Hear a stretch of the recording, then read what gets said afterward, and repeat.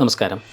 വളരെ ഇമ്പോർട്ടൻ്റ് ആയിട്ടുള്ളൊരു ടോപ്പിക്കാണ് ഹെൽത്ത് ഇൻഷുറൻസ്. ചിലർക്കൊക്കെ ഗവൺമെൻറ് ഇൻഷുറൻസ് ഉണ്ട്, പക്ഷേ പല ഹോസ്പിറ്റലുകളിലും ഗവൺമെൻറ്റിൻ്റെ പല ഇൻഷുറൻസും എടുക്കുന്നില്ല. അപ്പോൾ ഒരു പ്രൈവറ്റ് ഇൻഷുറൻസ് എടുക്കേണ്ടത് വളരെ അത്യാവശ്യമാണ്. എങ്ങനെയാണ് മെഡിക്കൽ ഇൻഷുറൻസ്, ഹെൽത്ത് ഇൻഷുറൻസ്, ഏത് എടുക്കണം, എന്തൊക്കെ ബെനിഫിറ്റ്സാണ് ഉള്ളത്, നമ്മളത് മസ്റ്റാണോ, അതില്ലെങ്കിൽ എന്താ സംഭവിക്കുന്നത്? അങ്ങനെയാണ് എൻ്റെ കൂടെ വിജയകുമാർ സാറുണ്ട്. വിജയേട്ടൻ വർഷങ്ങളായിട്ട് ഈ മേഖലയിൽ പ്രവർത്തിക്കുന്ന ഒരാളാണ്. ഒരു ഇൻഷുറൻസ് കമ്പനിയുടെ ഓൾ ഇന്ത്യ ലെവൽ ഹെഡായി വർക്ക് ചെയ്തിരുന്നു.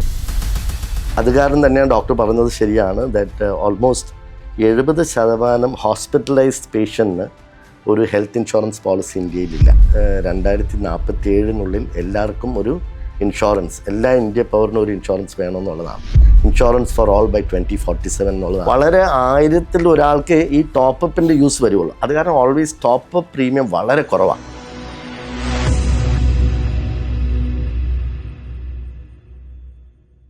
നമസ്കാരം. വളരെ ഇമ്പോർട്ടൻ്റ് ആയിട്ടുള്ളൊരു ടോപ്പിക്കാണ് ഹെൽത്ത് ഇൻഷുറൻസ്. പലപ്പോഴും പേഷ്യൻസ് വന്നിട്ട് അവരുടെ ട്രീറ്റ്മെൻറ്റൊക്കെ കഴിയുമ്പോഴേക്കും എക്സോസ്റ്റഡ് ആവുന്ന, ഫാമിലി ഒരു ഷാറ്റേഡ് ആവുന്ന ഒരു അവസ്ഥ കാണാറുണ്ട്.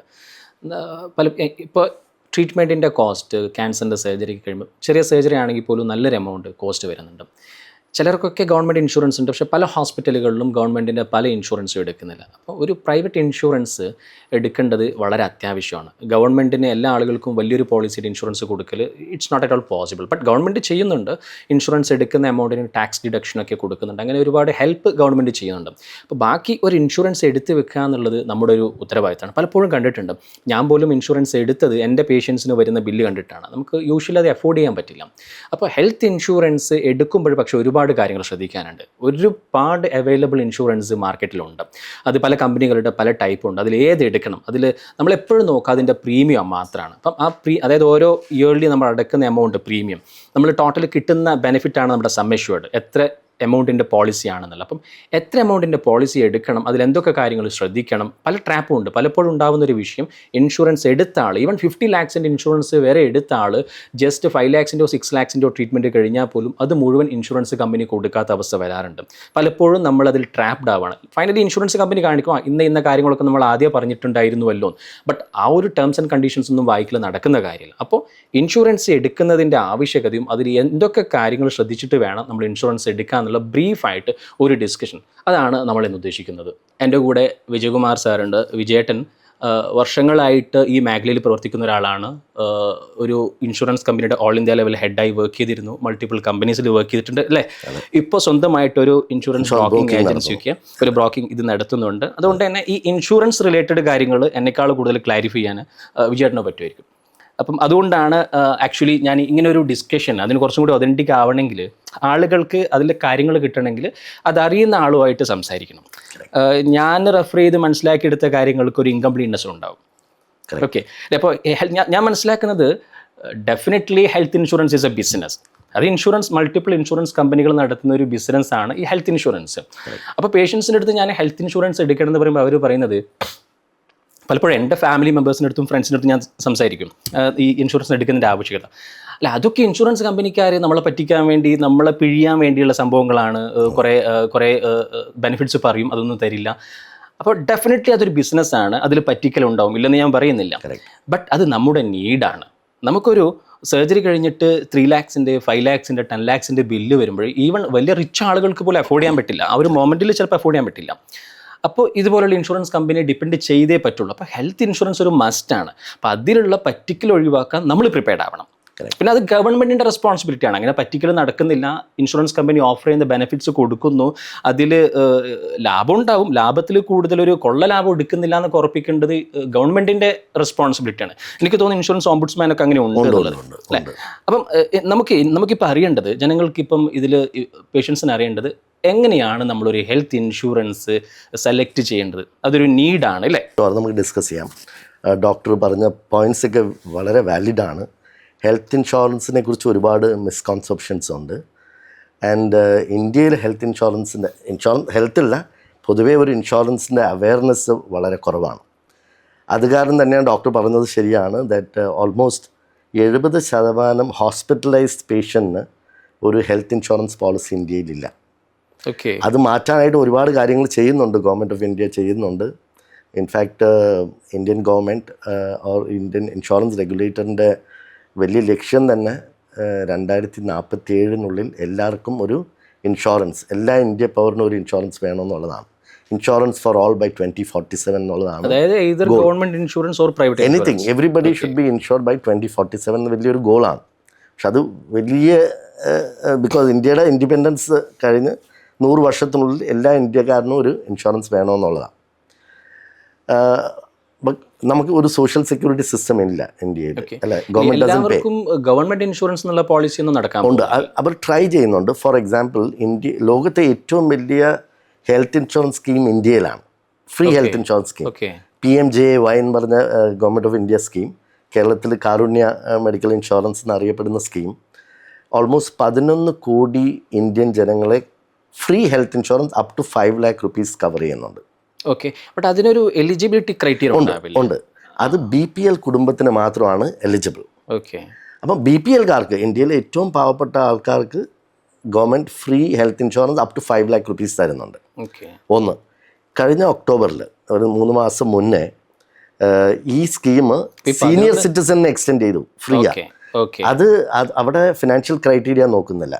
Any senior citizen above 70 years up to 5 lakh rupees നമുക്ക് PMJAY സ്കീമിലേക്ക് ഇൻക്ലൂഡ് ചെയ്യാം. അതിൻ്റെ എൻറോൾമെൻറ്റ് ഓൾറെഡി സ്റ്റാർട്ട് ചെയ്തിട്ടുണ്ട്. അപ്പോൾ ഇതും വലിയൊരു സ്കീം തന്നെയാണ്. സീനിയർ സിറ്റിസൺ ഏജ് അബവ് 70 ഇപ്പോൾ ഓൾറെഡി അതുണ്ട്. അങ്ങനെ ഇപ്പം തുടങ്ങിയ 3 മാസം മുന്നേ അവരെ എൻറോൾ ചെയ്യാം. അത് ഫ്രീ ഓഫ് കോസ്റ്റ് ആണ്. അവിടെ ഫിനാൻഷ്യൽ സ്റ്റേറ്റസ് നോക്കുന്നില്ല. അത് BPL ആയാലും APL ആയാലും ആർക്കും അതിൽ എൻറോൾ ചെയ്യാവുന്നതാണ്. ബിക്കോസ് അല്ലെങ്കിൽ സീനിയർ സിറ്റിസണിന് ഒരു ഹെൽത്ത് ഇൻഷുറൻസ് പോളിസി കിട്ടാൻ ബുദ്ധിമുട്ടായിരുന്നു. രണ്ടാമത്തെ കാര്യം എക്സ്പെൻസീവ് ആണ്. ഒരു 5 ലക്ഷം രൂപയുടെ ഒരു സീനിയർ സിറ്റിസൺ പോളിസി, നല്ല പോളിസി എടുക്കുന്ന 50,000 രൂപ കൊടുക്കേണ്ടി വരും. അതായത് 60 കഴിയുമ്പോഴാണ് അസുഖങ്ങൾ കൂടുതലുള്ളത്. അതുകൊണ്ട് തന്നെ ഇൻഷുറൻസ് കമ്പനി അവർക്കുള്ള ഇൻഷുറൻസ് പ്രൊമോട്ട് ചെയ്യുന്നില്ല. ഒന്നാമത് പ്രൊമോട്ട് കൊടുക്കുകയാണെങ്കിൽ തന്നെ അതിന്റെ പ്രീമിയം കൂടുതലായിരിക്കും. അതാണ് ഗവൺമെന്റ് ടേക്കപ്പ് ചെയ്യുന്നത്. വളരെ നല്ല കാര്യമാണ്. ബട്ട് എന്നിരുന്നാലും ഈ 140 100 crore ജനങ്ങൾ പുറത്താണ്. കറക്റ്റ് അല്ലേ? അപ്പോൾ അവർക്കൊരു ഇൻഷുറൻസ് പ്രൈവറ്റ് ഇൻഷുറൻസിനെ ഡിപ്പെൻഡ് ചെയ്യാൻ വഴിയുള്ളൂ. അതെ. ഓക്കെ, അപ്പം നമ്മളിപ്പോൾ സാധാരണ ഇൻഷുറൻസ് നോക്കുന്ന സമയത്ത് മെയിനായിട്ട് ആദ്യം നോക്കുന്ന നമ്മൾ അതിൻ്റെ സം എഷ്യൂർഡ്, എത്ര എമൗണ്ടിൻ്റെ ഇൻഷുറൻസ് വേണം. അത് സം എഷ്യൂർഡ് എന്ന് പറയുന്നത് നമ്മളിപ്പം നമുക്ക് ഹോസ്പിറ്റലിൽ എത്ര ബില്ല് വേറെ ഇൻഷുറൻസ് കമ്പനി കൊടുക്കും എന്നുള്ളതാണ് സം എഷ്യൂർഡ്. അതായത് ഇപ്പോൾ 10 lakhs പോളിസി ആണെങ്കിൽ അപ് ടു 10 lakhs കൊടുക്കും. അപ്പം അതാണ്. അപ്പോൾ അതിന് എത്ര പ്രീമിയം, നമ്മൾ ഇയർലി എത്ര അടക്കണം എന്നുള്ളതാണ് അതിൻ്റെ പ്രീമിയം വരുന്നത്. അപ്പം യൂഷ്വലി നമ്മളൊരാൾ അതെങ്ങനെയാണ്, ഇപ്പോൾ ഞാൻ എടുക്കുമ്പോൾ 10 lakhs ഇൻഷുറൻസ് എടുക്കണോ, 1 crore എടുക്കണോ, അല്ലെങ്കിൽ ഇയർലി 20,000 സ്പെൻഡ് ചെയ്യണോ, അല്ലെങ്കിൽ 50,000 സ്പെൻഡ്, അതെങ്ങനെയാണ് നമ്മൾ ഡിസൈഡ് ചെയ്യുന്നത്? ഓക്കെ, സോ ബേസിക്കലി നമ്മൾ health insurance sum assured calculate ചെയ്യാൻ നമ്മുടെ വരുമാനത്തിൻ്റെ ഒരു ബേസിസിലാണ്. അപ്പം നമ്മൾ സാധാരണഗതിയിൽ കാണുന്നത് ഇന്ത്യയിൽ 5 ലക്ഷം രൂപയുടെ ഒരു ഹെൽത്ത് ഇൻഷുറൻസ് പോളിസിയാണ് ഒരു സാധാരണക്കാരൻ അവരുടെ ഫാമിലിക്ക് വേണ്ടി. ഒരു ഫാമിലി ഫ്ലോട്ടറാണ് കൂടുതലും വെക്കുന്നത്. ദാറ്റ് ഇസ്, ഒരു ഫാമിലിയിൽ ഹസ്ബൻഡ്, വൈഫ്, 2 കുട്ടികളോ 3 കുട്ടികളോ ഉണ്ടെങ്കിൽ അവർക്ക് എല്ലാവർക്കും കൂടെ ചേർത്തിട്ട് ഒരു ഫ്ലോട്ടർ പോളിസിയാണ് എടുക്കുന്നത്. ഒരു 5 lakh rupees പോളിസി ഒരു 40 വയസ്സുകാരൻ പ്ലസ് വൈഫ് 2 കുട്ടികളുള്ളവർക്കാണെങ്കിൽ ഏകദേശം ഒരു 20,000 രൂപ ഒരു വർഷം, 20,000 രൂപയുടെ പ്രീമിയത്തിന് താഴെ വരുവുള്ളൂ. ഒരു 5 lakh rupees സം അഷ്യൂർഡ്. ഈ 5 lakh rupeesന് ഞാൻ പറയുന്ന പ്ലാനിന് റൂം റെൻറ്റിന് ലിമിറ്റില്ല, ICU ചാർജസിന് ലിമിറ്റില്ല. അപ്പോൾ നമുക്ക് ഈ 5 ലക്ഷം രൂപ വരെയും ഒരു വർഷം യൂസ് ചെയ്യാവുന്ന കൈൻഡ് ഓഫ് പ്ലാനാണ് സാധാരണഗതിയിൽ നമ്മൾ കാണുന്നത്. പക്ഷെ എന്നാലും നമ്മുടെ സജഷൻ ഓൾവേസ് ഒരു 10 lakh rupees എങ്കിലും മിനിമം വേണമെന്നാണ്. ബിക്കോസ് നമ്മുടെ ഇൻഫ്ലേഷൻ ഇപ്പം മേ ബി നാട്ടിലത്തെ ടോട്ടൽ ഇൻഫ്ലേഷൻ ഒരു 6% ആണെങ്കിൽ ഹെൽത്ത് കെയർ ഇൻഫ്ലേഷൻ ഒരു 14% ആണ്. അല്ലേ? സോ അതാണ് അത്രയും റേറ്റ് കൂടുന്നുണ്ട്. എക്സ്പെൻസ് അത്രയും കൂടി വരുന്നുണ്ട്. കറക്റ്റ്. ഹെൽത്ത് കെയർ കോസ്റ്റ് കൂടുതലാണ്. സാധാരണ റെഗുലർ ഇൻഫ്ലേഷനേക്കാളും ഹെൽത്ത് ഇൻഫ്ലേഷൻ കൂടുതലാണ്. അപ്പം നമ്മളൊരു 10 lakh rupees സം അഷ്യൂർഡ് ഒരു പോളിസി എടുക്കുകയാണെങ്കിൽ, ഇപ്പം നമ്മൾ 20,000 രൂപയാണ് 5 ലക്ഷമെങ്കിൽ 40,000 രൂപയല്ല 10 lakhsന്. ഒരു എക്സാക്ട്ലി ഡബിൾ അല്ല. 5ന് പകരം നമ്മൾ 10 എടുക്കുകയാണെങ്കിൽ നമുക്കൊരു ഒരു 20% അടുത്തേ കൂടുള്ളൂ പ്രീമിയം. ഒരു 24,000 രൂപ കൊടുത്തു കഴിഞ്ഞാൽ നമുക്ക് 10 ലക്ഷം രൂപയുടെ ഇൻഷുറൻസ് കവറേജ് നമുക്ക് കിട്ടും. ഓക്കെ, പക്ഷേ ഇതിലൊരു ടോപ്പ് അപ്പ് എന്ന് പറഞ്ഞൊരു പ്ലാൻ അല്ല, ടോപ്പ് അപ്പ് അല്ലെങ്കിൽ സൂപ്പർ ടോപ്പ് എന്നൊരു പ്ലാൻ. അതായത് നമ്മൾ ബേസിക് പ്രീമിയം 5 lakhs എടുത്തിട്ട് അത് 10 lakhs ആക്കുമ്പോൾ അത്ര എമൗണ്ട് കൊടുക്കേണ്ടി വരുന്നില്ല, ചെറിയ എമൗണ്ടിൽ കൊടുത്താൽ. അപ്പം ഈ പ്രൈമറി തന്നെ 10 lakhs എടുക്കുന്നതും 5 lakhs എടുത്തിട്ട് 10 lakhs ആക്കുന്നതും തമ്മിൽ എന്താ വ്യത്യാസം വരുന്നത്? ആക്ച്വലി ഹെൽത്ത് ഇൻഷുറൻസിൻ്റെ ഏറ്റവും കൂടുതൽ കോസ്റ്റ് ലോഡ് ചെയ്യുന്നത് 3 lakh and ബിലോയിലാണ് ഏറ്റവും കൂടുതൽ ക്ലെയിം ചെയ്യുന്നത്. അല്ല, സോ അത് കാരണം അതിൻ്റെ പ്രീമിയം കൂടുതൽ അവിടെയാണ്. ഓക്കെ, നമ്മുടെ ഏറ്റവും കൂടുതൽ ഇപ്പോൾ let's say 3 lakh, 5 lakh, 10 lakh എടുക്കുകയാണെങ്കിൽ 3 lakhന് അറൗണ്ട് 16,000 rupees പ്രീമിയം വരും. ഓക്കെ 5 lakhന് 20, എന്നാൽ 10 lakhന് ഒരു 24,000 അങ്ങനെയാണ് വരുന്നത്. ബിക്കോസ് ക്ലെയിം എക്സ്പീരിയൻസ് നോക്കുമ്പോൾ ഏറ്റവും കൂടുതൽ ക്ലെയിംസ് വരുന്നത് 3 lakhന് താഴെയാണ്. അതായത് അവിടെയാണ് പ്രീമിയം ലോഡ് അതെ, അതായത് പിന്നീട് എപ്പോഴെങ്കിലും ഇൻഷുറൻസ് കമ്പനി ഇൻഷുറൻസ് എമൗണ്ട് കൊടുക്കേണ്ടി വരുന്നത് ക്ലെയിം ചെയ്താൽ കൊടുക്കേണ്ടി വരും ഈ 3 lakhs താഴെയായിരിക്കും കൂടുതൽ പോപ്പുലേഷൻ. കൂടുതലാണ്. അത് കാരണമാണ് അവിടെ പ്രീമിയം ലോഡിങ് കൂടുതലാണ്. അതെ അതെ, പിന്നെയുള്ള ടോപ്പ് ഒക്കെ കുറവായിരിക്കും. ഇപ്പം ടോപ്പ് അപ്പ് എന്ന് പറയുന്നത് ഈ ബേസ് പോളിസി കഴിഞ്ഞിട്ട് ഉള്ളതിനാണ് ടോപ്പ് അപ്പ് എന്ന് പറയുന്നത്. ഓക്കെ, അപ്പം വളരെ 1000-ൽ ഒരാൾക്ക് ഈ ടോപ്പ് അപ്പിൻ്റെ യൂസ് വരുള്ളൂ. അത് കാരണം ഓൾവേസ് ടോപ്പ് അപ്പ് പ്രീമിയം വളരെ കുറവാണ്.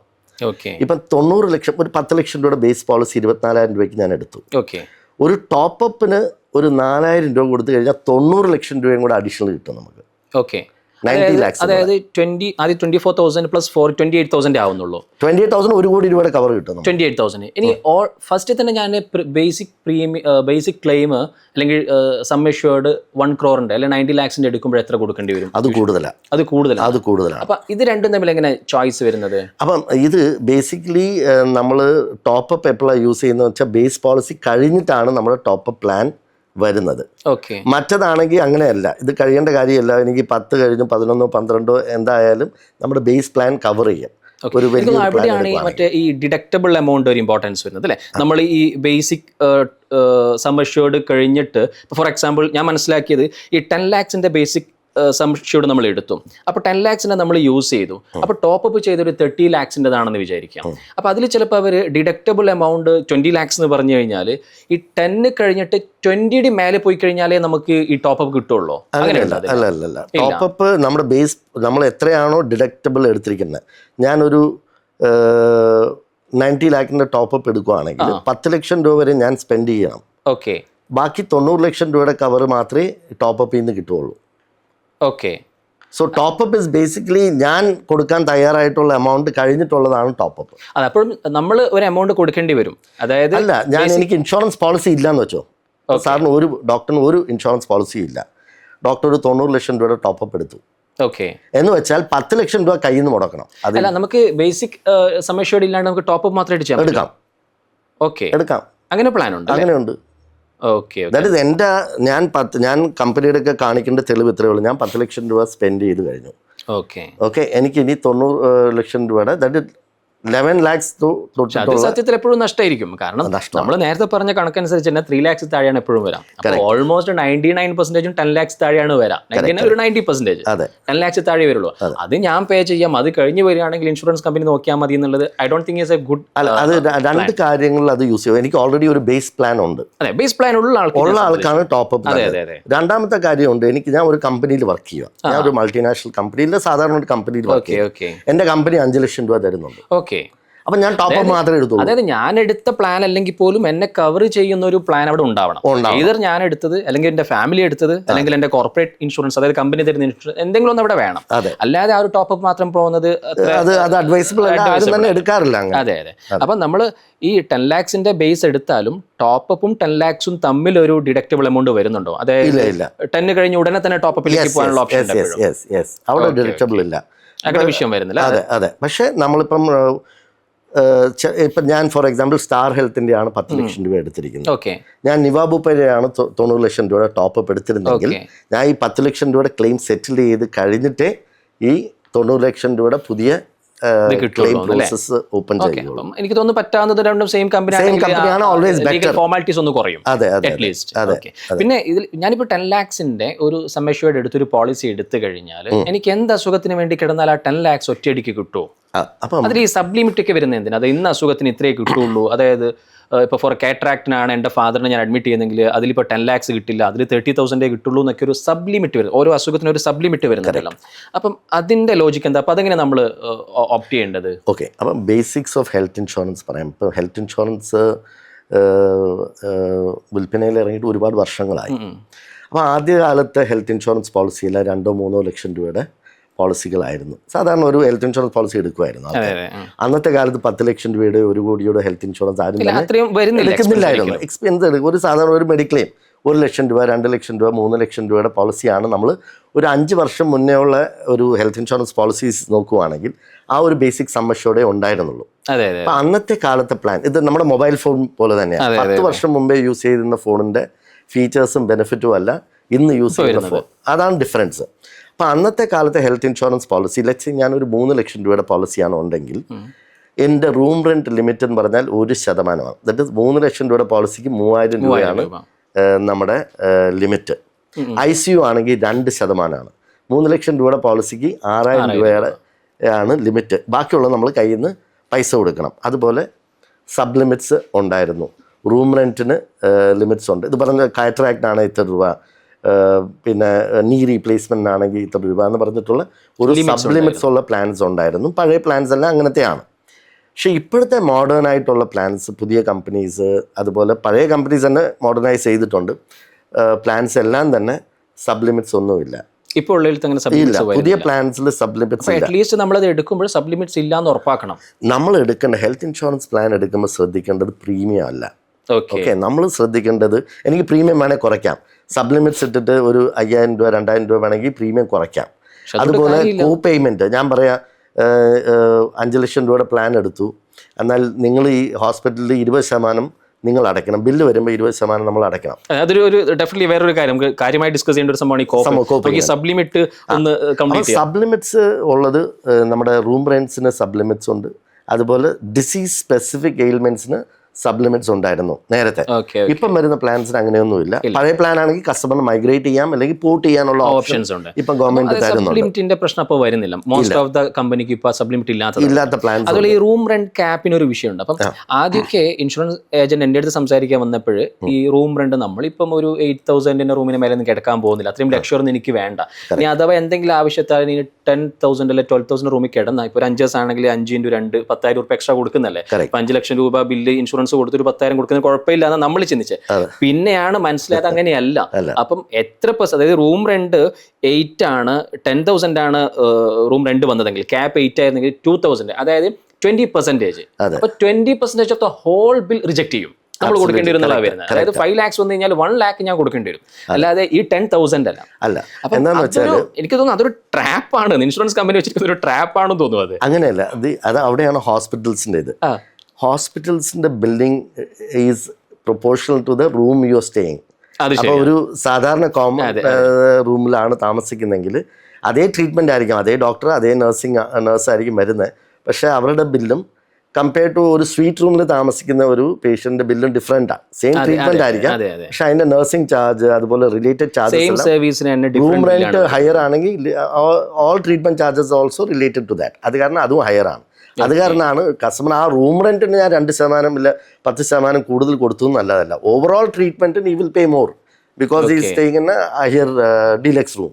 അതായത് ഇൻഷുറൻസ് കമ്പനി പറയുന്നത് ഹോസ്പിറ്റൽ അങ്ങനെ ഒരു പോളിസി വെച്ചത് കാരണമാണ് ഇൻഷുറൻസ് കമ്പനി അങ്ങനെ ഒരു പോളിസി വെക്കേണ്ടി വന്നത്. അതായത് ആക്ച്വലി എൻ്റെ അടുത്ത് എൻ്റെ ഒരു റിലേറ്റീവ് ചോദിച്ചിരുന്നു, അവരുടെ അടുത്ത് വേറെ ഹോസ്പിറ്റലിൽ നിന്ന്, എൻ്റെ ഹോസ്പിറ്റലിൽ നിന്നല്ല, സർജറി ചെയ്യുമ്പോൾ വാർഡിലാണെങ്കിൽ ഒരു amount, let it be 2 lakhs. അപ്പോൾ പക്ഷേ അവർ റൂമിലാണെങ്കിൽ അതല്ല, അപ്പോൾ അവർ 4 lakhs എടുത്തില്ല, ഓൾമോസ്റ്റ് ഡബിൾ, 4 lakhs ആയിട്ടില്ല, ഓൾമോസ്റ്റ് ഡബിളിൻ്റെ അടുത്ത് വന്നു. അപ്പോൾ അവർ ചോദിച്ചതിൻ്റെ അടുത്ത്, അല്ല നമുക്ക് റൂമിൽ കിടന്നിട്ട് റൂമിൻ്റെ എക്സ്ട്രാ പേ ചെയ്താൽ പോരെ, അതിൽ അതിൻ്റെ ശരി, കാരണം സെയിം സർവീസ് ആണ്, സെയിം ഡ്രഗ്സ് ആണ്, സെയിം ഡോക്ടറാണ് സർജറി ചെയ്യുന്നത്, അതൊക്കെ സെയിം ആണ്. അപ്പം പിന്നെ റൂമിൻ്റെ നമ്മൾ എക്സ്ട്രാ പേ ചെയ്താൽ പോരെ. അപ്പം ഹോസ്പിറ്റലിൻ്റെ അതിൻ്റെ അവരുടെ എക്സ്പ്ലനേഷൻ എന്താണെന്ന് വെച്ച് കഴിഞ്ഞാൽ, ആക്ച്വലി ദ എമൗണ്ട് ശരിക്കുള്ള കോസ്റ്റ് വരുന്നത് ഈ റൂമിലുള്ള കോസ്റ്റാണ്. ഈ റൂമിൽ കിടന്ന് സർജറി ചെയ്യുന്ന ലെറ്റ് ഇറ്റ് ബി 4 lakhs, അതാണ് ശരിക്കുള്ള കോസ്റ്റ്. ബട്ട് എല്ലാ പേഷ്യൻസും അഫോർഡ് ചെയ്യാത്തത് കൊണ്ട് അവർ വാർഡിൽ കിടക്കാൻ റെഡി ആണെങ്കിൽ, അതായത് അവർക്ക് ട്രീറ്റ്മെന്റ് ഡിനൈ ചെയ്യാൻ പാടില്ല. ആ ഒരു പോളിസിയുടെ ഭാഗമായിട്ടാണ് വാർഡിൽ കിടക്കാൻ. അതാകുമ്പോൾ ഒരു വാർഡിൽ, അതായത് ഒരു റൂമിന്റെ സ്പേസിൽ 2-3 ആളുകൾ അവർക്ക് കാറ്റർ ചെയ്യാൻ പറ്റും. ബട്ട് ടോട്ടൽ സർവീസ് ഹോസ്പിറ്റലിൽ സ്പെൻഡ് ചെയ്യുന്ന കൺസ്യൂമബിൾസ് കുറയും. അപ്പം അങ്ങനെ ഒരു റെഡ്യൂസ്ഡ് റേറ്റിൽ കൊടുക്കുന്നതാണ്. അതായത് റൂമിൽ കിടക്കുമ്പോൾ ചെയ്യുന്നതാണ് ഒറിജിനൽ റേറ്റ്, വാർഡിൽ കിടക്കുമ്പോൾ ചെയ്യുന്നത് ഒരു റെഡ്യൂസ്ഡ് റേറ്റ് ആണ്. അവരെ ഹെൽപ്പ് ചെയ്യാൻ വേണ്ടി ഹോസ്പിറ്റലിന്റെ ഒരു പോളിസി ആണെന്നുള്ള രീതിയിലാണ്. മേ ബി എന്തെങ്കിലും ആവട്ടെ, എന്തായാലും ഹോസ്പിറ്റൽ അങ്ങനെ ഒരു പോളിസി വെച്ചപ്പോൾ ഇൻഷുറൻസ് കമ്പനീസും അതേ പോളിസി വെച്ചു. റൂം റെന്റിന്റെ ക്യാപ്പ് വെക്കുമ്പോൾ അത് ഹോൾ ബില്ലിനെ അഫക്ട് ചെയ്യുന്നുണ്ട്. ആക്ച്വലി നമ്മൾ ചെയ്യേണ്ടത് മീൻസ് ഒരു പേഷ്യന്റ് ഒരു ഇൻഷുറൻസ് എടുക്കുമ്പോൾ ആ പാർട്ട് കറക്റ്റായി നോക്കണം. റൂം റെന്റിൽ ക്യാപ്പ് ഒന്നുകിൽ വരാൻ പാടില്ല, റൂം റെന്റിൽ വരുന്ന ക്യാപ്പിനേക്കാളും മേലുള്ള റൂം എടുക്കാനേ പാടില്ല. അത് മസ്റ്റ് ആണ്. അതെ, ഇന്നത്തെ പോളിസീസ് കൂടുതൽ ഇപ്പം പുതിയതായിട്ട് വരുന്നതിന് റൂം റെന്റിന് ക്യാപ്പിംഗ് ഇല്ല. നമ്മൾ പോകുന്ന സമയത്ത് അന്ന് ഡീലക്സ് റൂം ആണ് അവൈലബിൾ, അതിന് നമുക്ക് എടുക്കാം, പീസ് ഓഫ് മൈൻഡോട് കൂടി നമുക്ക് പോയി താമസിക്കാം, ബിക്കോസ് അവിടെ ചികിത്സിക്കാം. ബിക്കോസ് നമ്മൾ റൂം റെന്റിന് ലിമിറ്റ് ഇല്ലാത്ത ഒരു പോളിസിയാണ് അതെപ്പോഴും ഒരു കൺഫ്യൂഷനാണ്. കാരണം എൻ്റെ ഹോസ്പിറ്റലിലൊക്കെ ഈ ചെറിയ പൈസക്കുള്ള റൂം പെട്ടെന്ന് ഫില്ലാവും. കാരണം കൂടുതൽ പേഷ്യൻസും ആ ഒരു കാറ്റഗറി ആയിരിക്കുമല്ലോ. അപ്പോൾ ഡീലക്സ് ചിലപ്പോൾ ഒഴിവ് കിടക്കും. അപ്പം നമ്മുടെ ആരെങ്കിലും റിലേറ്റീവ്സ് ഒക്കെ പോയി കഴിഞ്ഞാൽ ചിലപ്പോൾ ഡീലക്സിൽ കിടക്കാൻ നിർബന്ധിതരാവും. അപ്പോൾ ഇൻഷുറൻസ് പ്രശ്നം വരും ലാസ്റ്റ്. കറക്റ്റ്. ആ സമയത്ത് ഒരു ഡിസിഷൻ എടുക്കാൻ ബുദ്ധിമുട്ട്, അഡ്മിഷന്റെ സമയത്ത് ഡിസിഷൻ എടുക്കാൻ ബുദ്ധിമുട്ടായിരിക്കും. കറക്റ്റ്. അപ്പം നമ്മൾ പോളിസി എടുക്കുമ്പോൾ ശ്രദ്ധിക്കേണ്ട ചെറിയ കാര്യമാണ്. ഞാൻ ഒരു ഞാൻ പ്രീമിയം ഇതിൽ 2000 രൂപ കുറവ് എന്ന് നോക്കിയിട്ടല്ല പോകേണ്ടത്. അതേപോലെ ഈ ബെനിഫിറ്റ്സ് എന്തൊക്കെയാണെന്നുള്ളത് നോക്കണം. അതിൽ ക്രിട്ടിക്കൽ ആയിട്ടുള്ള ബെനിഫിറ്റ് ആണ് ഈ സബ്ലിമിറ്റ്സ് എന്ന് പറയുന്നത്. അതേപോലെ തന്നെയാണ് ഈ കോ പേയ്മെന്റ് നേരത്തെ പറഞ്ഞത്. ഈ കോ പേയ്മെന്റ് അതായത് ഇപ്പം 70% ഇൻഷുറൻസ് കമ്പനി കൊടുത്തോളാം, 30% ഞങ്ങൾ കൊടുക്കണം, അതായത് കൺസ്യൂമർ കൊടുക്കണം എന്ന് പറയുന്നത് അതൊരു ലോജിക്ക് ഇല്ലല്ലോ. ഞാൻ വിചാരിക്കുന്നു ഇപ്പം 10 lakhs ബില്ല് വന്ന് 3 lakhs ഞാൻ കൊടുക്കേണ്ടി വരികയാണെങ്കിൽ ആ 3 lakhs is a big amount. അത് ഒഴിവാക്കാൻ വേണ്ടിയാണല്ലോ നമ്മൾ ഇൻഷുറൻസ് എടുക്കുന്നത്. അപ്പോൾ ഒരു കോ പേയ്മെന്റ് ഇല്ലാത്ത ഇൻഷുറൻസ് ആയിരിക്കും എപ്പോഴും നല്ലത്. അതെ അതെ. അതിന്റെ ഈ കോ പേയ്മെന്റ് വെക്കാനുള്ള ലോജിക്ക് എന്താ ശരിക്കും? പ്രീമിയം കുറയ്ക്കാനുള്ള സാധ്യതയ്ക്ക് വേണ്ടിയിട്ടാണ് ഈ കോ പേയ്മെന്റ് വരുന്നത്. പ്രീമിയം കുറയ്ക്കാം. ഓക്കെ, ഞാൻ 1 ലക്ഷം രൂപ അടച്ചോളാം, ഇല്ല 20,000 രൂപ അടച്ചോളാം, 20% ഞാൻ അടച്ചോളാം എന്ന് പറയുമ്പോൾ പ്രീമിയം ടോട്ടലി നമ്മുടെ ഓവറോൾ പ്രീമിയം കുറയും. ഫോർ എക്സാമ്പിൾ, അത് സീനിയർ സിറ്റിസൺ പ്ലാനിൽ റെഡ് കാർപ്പറ്റ് എന്നൊക്കെ പറഞ്ഞ് വളരെ പോപ്പുലർ ആയിട്ടുള്ള സീനിയർ സിറ്റിസൺ പ്ലാൻ ഉണ്ട്. അവിടെ കോ പേയ്മെന്റ് ആണ് 20 to 30% കോ പേയ്മെന്റ് കൊടുക്കണം. അത് കാരണമാണ് പ്രീമിയം കുറവ്. അപ്പം അതേ പ്ലാൻ നമുക്ക് കോ പേയ്മെന്റ് ഇല്ലാത്ത പ്ലാൻ എടുക്കുവാണെങ്കിൽ ഓൾമോസ്റ്റ് ഒരു 40,000 രൂപയുടെ അടുത്ത് പ്രീമിയം വരും.